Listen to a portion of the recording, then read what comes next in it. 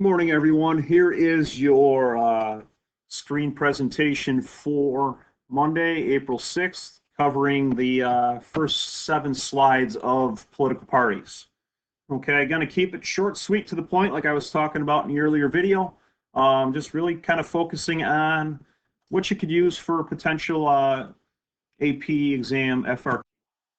Okay, so um, talking about political parties, we know there's competition. Okay, your main competition is going to be between the Republicans and the Democrats. Okay, they both have the same goal in mind. They both want to control the government through elected office. Okay, so their main goal is to win elections. Okay, their party election oriented based on their party platforms. Okay, we've had 2 major parties in American politics going all the way back to the Feds and the anti-Feds when the Constitution was debated, going back to Unit 1, talking about the development of the Constitution. Okay, the founding fathers didn't really like the political parties when they were debating the Constitution. Okay, it's just something that happened. The Anti-Federalists wanted to make sure the common man was protected. Wanted to make sure that states didn't lose too much power. Okay, because they had too much power in the Articles of Confederation. They didn't want the federal government to rule so strongly and have tyranny of the majority, basically from a government perspective, like they had going back to colonial America when they fought for their independence. George Washington gave a speech when he was retiring from the presidency, and he said, "Be wary of the baneful effects of the spirit of the party." Okay, basically saying like the intentions are good for political parties, but the end result could lead to the split up of government, the split up of Americans. And looking at that comment in 2020 today, that's something that could really be is really true. Not could be true. It definitely is true when we start talking about people's political ideologies and coming basically head on with the opposing viewpoint. Okay, but there's always going to be competition. Okay, if we don't have competition, whether it's via the voters, us, the electorate, or competition in Congress, competition for office, then our system isn't working the way that it was intended to work. Okay, so we'll always have party competition, whether there be a minor party candidate that comes up and causes some competition, or um, your 2 major parties going back and forth in the Democrats and the Republicans. Okay, Republicans came into the viewpoint in the mid 1850s when the Whig Party broke up. The main topic that actually broke them up was slavery. That's when Abraham Lincoln, who was a former Whig, rose to be the first Republican president. Okay, and the Democratic Party has been that since Andrew Jackson in 1828. Okay, they were known as the Democratic Republicans when Thomas Jefferson won office in 1800. When Jackson was president in 1828, he changed the name strictly to the Democratic Party, and it's been that since. So, talking about the meaning of party, what we have, I think it's pretty safe to say that we know what a political party is. Okay, we know what they do. Okay, they run our government. Okay, they are elected representatives. Okay, elected by us, the electorate. Okay, and they are responsible for making the policies that govern our country. Okay, on the left over there in the picture, you see the Electoral College map from the 2016 election between Trump and Clinton, how that ultimately plays out. Okay, that's what political parties are working towards. They want to have as many offices in politics as they possibly can at the state level and at the federal level. Okay, and it starts with the president in the executive branch. That's automatically the party leader is who has the presidency. Parties consist of 3 parts: the electorate, which is us. Okay, people who perceive themselves to be either Democratic or Republican Party followers and supporters. Okay, the party as an organization, the people that are working nationally through the states and through local governments to promote the political party, their ideology of that party, and then the party that's in government, the actual people who win the elections and affect public policy, via the position that they have. Okay, so all of those go into how the political party looks from our perspective, from the electorate's perspective. Okay, moving on here to the tasks of the parties. Remember, going back to early January, we talked about how the political parties are linkage institutions. They link us and the government, okay? And how do political parties achieve this? It's through the nomination process for the most part. They pick the candidates that they believe are going to have the best chance to represent or to win elections. Okay, sometimes it is the best candidates, and sometimes it's just the process of elimination that puts candidates out there. Okay, and that might lead to more or less support from the American public based on the candidates that are out there.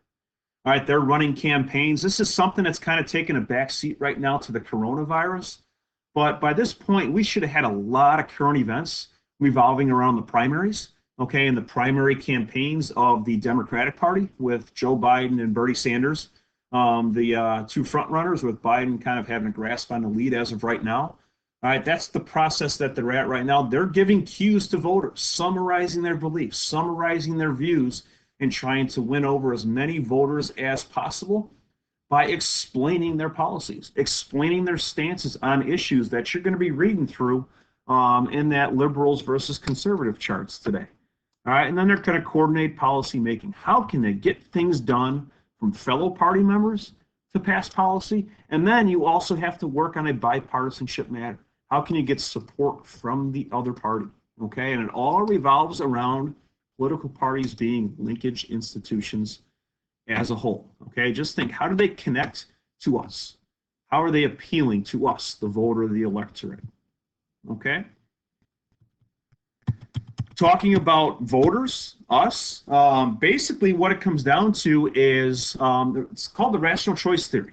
Okay, assuming that parties and politicians want to win elections more than advocating for a particular ideology. Long story short, they don't want to go into too much about what their stances are on particular issues. Okay, they'll lay out a plan. Okay, they'll be questioned on that plan for sure, especially in debate format. But they want to make sure they don't give away too much because they don't want to lose potential voters. Okay, so what we see during campaign season might not be the whole plan that they have if they're going to win elections. Most American voters nowadays, especially the last 4 years, are more ideologically centrist. Okay, they believe that successful political parties in our country rarely stray away from the middle. Okay, try to be as middle oriented, try to be as bipartisan as possible to get things done. Not necessarily on your beliefs, but to get things done along the way. Okay, and given the current landscape of politics across the country, we're seeing more independent voters now than we've ever seen before. And that's something that could really impact the selection of 2020. And again, it's kind of taking a back seat right now because we're getting into April and May when these primaries are going to be winding down, and we're going to be getting in the summertime, and that's general election campaign season. So we'll see how this ultimately plays out. Taking a back seat to the coronavirus pandemic at the moment here. Okay, party as the electorate. Okay, we talked about polling and public opinion. It was one of the chapters that you should have went through during break here, during the off time from school, I should say. And there's a example of a Gallup poll on the left-hand side there, April 2016, talking about ways that voters are leaning. Okay, party identification with our electorate. Okay, and we obviously know how the election ultimately played out that year. Okay, party image is everything for a political party. All right, what is voters' perception of the political party? Okay, what do Republicans and Democrats stand for?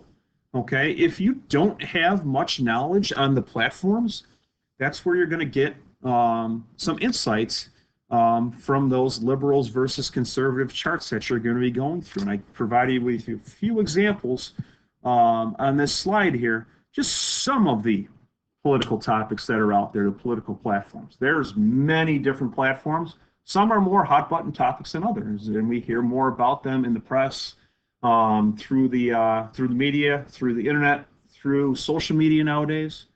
Okay, party identification is how a voter, how a citizen in the U.S. Um, what side they take, how they view themselves. Okay, Republican, Democrat, Independent. More what candidate's the best for me.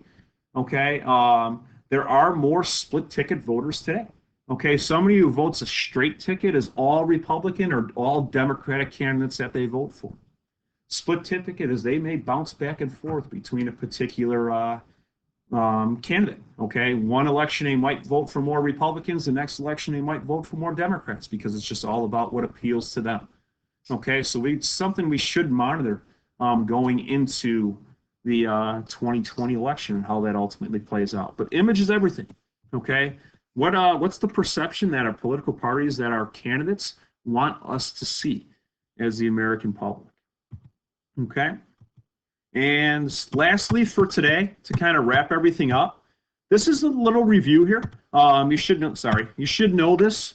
We've talked about it before. Okay, American politics is decentralized, or they're decentralized and they're fragmented. Okay, there's really no center. Look at that graphic on the side. You got the federal, you got the state, you got the local. Okay, that's the constant division of power. Okay, that we're talking about, that whole concept of federalism going all the way back to chapter 3. Okay, it's broken up into pieces, and it's broken up that way for a reason. We started this kind of talking a little bit about the Federalists and the Anti-Federalists being the first political parties. This graphic right here is a great description of how the Anti-Federalists wanted it. They wanted to make sure that we didn't have a huge circle for the federal government. We wanted to make sure that there was enough power for the states, there was enough power for the people to have their voices heard, okay, and avoid tyranny of the government, in the federal government in this particular case. Okay, so when we're talking about grassroots to Washington, grassroots is where you start. Okay, you're starting from the ground up, and you're building your candidacy, you're building your image from the ground up. When you are a new politician, and then obviously as you're an older politician with more experience in the political forum, then people know you a little bit better. And that's how you usually rise to the top. If you're doing things the right way, you're being successful, and people support you. Okay, so very rarely do you see a candidate go from the grassroots all the way up to the top right away. They're usually building up that reputation. That's why the 2016 election was rare, because it was a businessman who eventually became president. We don't see that too often. Okay, so we'll see how this ultimately plays out in future years. So that's what grassroots to Washington means. Kind of starting from the ground up and building everything from there. Okay, that's a wrap for today. I want you to go in and work on that liberals versus conservatives chart in Workspace. I'll show it for you one more time here. Okay, there's the reading in resources, and there is your assignment that I want to by submitted by Wednesday, April 8th. Okay, so if you have any questions, please feel free to email me. Okay, I will be sending out some email updates via Infinite Campus if you start to fall behind here. So you want to make sure you stay on path, and our goal is May 11th. Okay, May 11th, that AP exam. Everything we're doing is AP exam oriented from this point out. So have a good rest of the day, and I will check in with you tomorrow for our Google post for the day.